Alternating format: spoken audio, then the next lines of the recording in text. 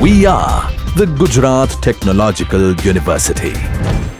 Since its inception over a decade ago, GTU has been empowering young and curating minds to realize their true potential. Over 4 lakh inspired students are enrolled with one of the premier academic universities in India. With more than 450 affiliated colleges in its fold operating across 5 zones of the state, GTU, the International Innovative University, your place to move forward.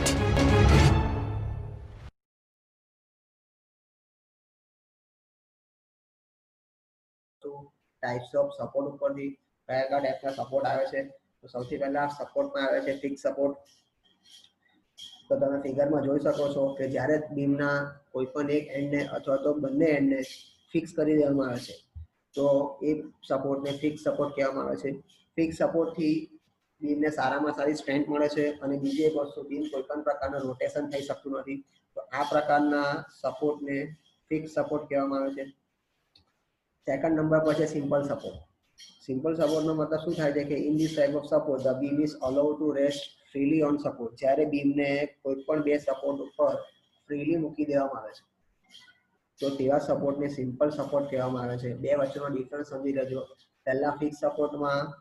એના and જે છે બીમના એની પર fix કરવામાં આવશે જેથી એને fix support કહેવામાં આવે છે જ્યારે સિમ્પલ સપોર્ટ સિમ્પલ વર્ડ ઉપરથી જ ખ્યાલ આવી જશે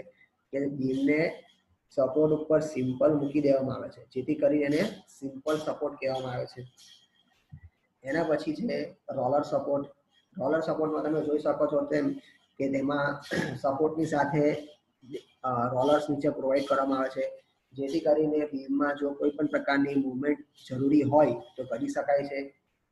તો તેના માટે રોલર સપોર્ટ મૂકવામાં આવે છે જનરલી રોલર સપોર્ટ બ્રિજની નીચે મૂકવામાં આવે છે જેથી કરીને બ્રિજમાં કોઈ પણ પ્રકારની મૂવમેન્ટ જરૂરી હોય તો આ રોલર સપોર્ટનો ઉપયોગ કરી શકાય છે ત્યારબાદ લાસ્ટ સપોર્ટ જે છે તે છે હિંજ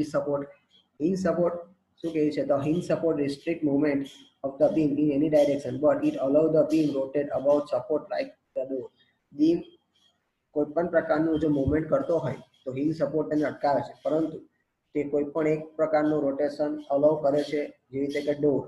તમારા ઘરે ડોર હોય છે એ ડોરમાં પણ હિંજ લગાવેલા હોય છે જેથી એક ડાયરેક્શનમાં એનું મૂવમેન્ટ થઈ શકે છે તો જ્યારે તમારે બીમને કોઈ પણ એક જ ડાયરેક્શનમાં મૂવમેન્ટ આપવી હશે તો તેમાં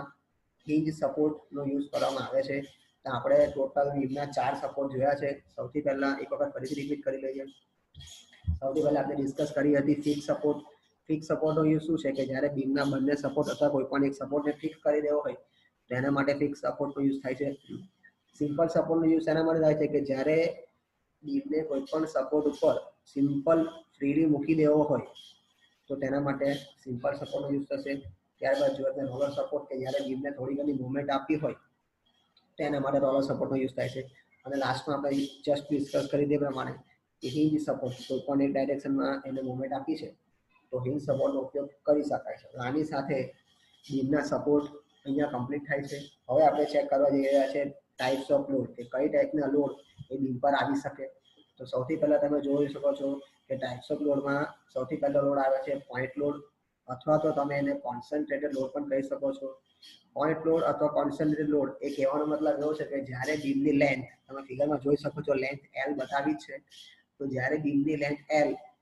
એ બીમની લેન્થ L ઉપર કોઈ પણ એક પોઈન્ટ ઉપર લોડ ફોકસ થતો હોય એટલે કે કોન્સન્ટ્રેટ થતો હોય ગુજરાતીમાં કહીએ તેની પર કોઈ પણ એક પોઈન્ટ ઉપર લોડ લાગતો હોય તો એ લોડને પોઈન્ટ લોડ કહેવામાં આવે છે અથવા તો કોન્સન્ટ્રેટેડ લોડ કહેવામાં આવે છે અને બીજી એક ખાસ વસ્તુ કે એને દર્શાવવા માટે એનો યુનિટ કિલોન્યુટન અથવા તો ન્યૂટન છે એટલે કોઈ પણ વખત જ્યારે પોઈન્ટ લોડ દર્શાવવામાં આવશે તો એને એની વેલ્યુ સાથે એનો યુનિટ યુઝ કરવામાં આવે છે કિલોન્યુટન અથવા તો ન્યૂટન બીજો લોડ આવે છે યુનિફોર્મલી ડિસ્ટ્રીબ્યુટેડ લોડ યુનિફોર્મલી એટલે એક સરખું ડિસ્ટ્રીબ્યુટેડ એટલે વહેંચવું અને લોડ એટલે તમને ખબર જ છે તો યુનિફોર્મલી ડિસ્ટ્રીબ્યુટેડ લોડનો મતલબ શું થાય છે કે થ્રુ આઉટ લેન્થ બીમની લેન્થ પર લોડને એક સરખી રીતે વહેંચવું અથવા તો એક સરખી વેલ્યુનો લોડ આખા બીમની લેન્થ વાઇઝ જોવા મળે તો તેને યુનિફોર્મલી ડિસ્ટ્રીબ્યુટેડ લોડ કહેવામાં આવે છે યુનિફોર્મલી ડિસ્ટ્રીબ્યુટેડ લોડ એનો યુનિટ એ કિલોન્યુટન પર મીટર અથવા તો ન્યૂટન પર mm એ નક્કી કરવામાં આવ્યો છે હવે યુડીએલ અને પોઈન્ટ લોડ આ બે વચ્ચેનો ડિફરન્સ ખાસ વસ્તુ ધ્યાન રાખજો કે પોઈન્ટ લોડને એક એરો વડે દર્શાવવામાં આવે છે, જ્યારે યુનિફોર્મલી ડિસ્ટ્રીબ્યુટેડ લોડને એરો વડે દર્શાવવામાં આવતું નથી. એક વસ્તુ ધ્યાન રાખજો. યુનિફોર્મલી ડિસ્ટ્રીબ્યુટેડ લોડને શોર્ટ ફોર્મમાં યુડીએલ તરીકે દર્શાવવામાં આવે છે. યુનિફોર્મલી માટે યુ લીધું છે, ડિસ્ટ્રીબ્યુટ માટે ડી લીધું છે અને લોડ માટે એલ લીધું છે, એમ કરીને એને યુડીએલ તરીકે ઓળખવામાં આવે છે. હવે ટાઈપ્સ ઓફ લોડનો છેલ્લો load number 3 uniformly varying load, જેને યુવીએલ તરીકે પણ દર્શાવવામાં આવે છે. યુનિફોર્મલી વેરીંગ લોડનો મીનિંગ એવો થાય છે કે જ્યારે બીમના કોઈ પણ એક સપોર્ટ ઉપરથી બીજા સપોર્ટ જતી વખતે ક્યાં તો લોડની વેલ્યુ કન્ટિન્યુઅસલી વધતી હોય અથવા તો એની વેલ્યુ ઘટતી હોય, એટલે કે જ્યારે લોડની વેલ્યુ ઇન્ક્રીઝ થતી હોય અથવા તો લોડની વેલ્યુ ડિક્રીઝ થતી હોય, તો તેવા લોડને યુનિફોર્મલી વેરીંગ લોડ કહેવામાં આવે છે. તમે આ ફિગરમાં જોઈ શકો છો, સપોર્ટ એ તરફથી સપોર્ટ બી તરફ જો જોવામાં આવે તો લોડની વેલ્યુ કન્ટિન્યુઅસલી ઇન્ક્રીઝ થાય છે. જ્યારે તમે સપોર્ટ બી ઉપરથી સપોર્ટ એ સુધી વેરીફાઈ કરો છો તો લોડની વેલ્યુ બી થી એ તરફ જતા ઇન્ક્રીઝને બદલે ડિક્રીઝ થાય છે, એટલે કે ઘટે છે. તો આ ટાઈપના લોડને યુવીએલ એટલે કે યુનિફોર્મલી વેરીંગ લોડ કહેવામાં આવે છે. આનું પણ યુનિટ સેમ જ રહેશે, કિલોન્યુટન પર મીટર અથવા તો ન્યૂટન પર એમએમ. એક વખત ફરીથી ટાઈપ્સ ઓફ લોડ ચેક કરી લઈએ. સૌથી પહેલા આપણે જોયું હતું પોઈન્ટ લોડ અથવા તો કોન્સન્ટ્રેટેડ લોડ કોને કહેશો, કે જ્યારે બીમની લેન્થમાં કોઈ પણ એક પોઈન્ટ ઉપર લોડ આપવામાં આવે એને શું કહેવાય, પોઈન્ટ લોડ.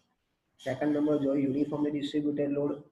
કોને કહેશો કે બીમની લેન્થમાં એક સરખી રીતે વહેંચવામાં આવેલો હોય સેમ વેલ્યુનો લોડ, તો જેને શું કહેવાશે, યુડીએલ એટલે કે યુનિફોર્મલી ડિસ્ટ્રીબ્યુટેડ લોડ. અને લાસ્ટમાં આપણે જસ્ટ જોયું તે યુનિફોર્મલી વેરીંગ લોડ એટલે કે જ્યારે બીમની લેન્થમાં કોઈ પણ એક સપોર્ટથી બીજા સપોર્ટ તરફ જતી વખતે ક્યાં તો લોડની વેલ્યુ વધતી હોય અથવા તો લોડની વેલ્યુ ઘટતી હોય, તો તેવા પ્રકારના લોડને યુનિફોર્મલી વેરીંગ લોડ કહેવામાં આવે છે.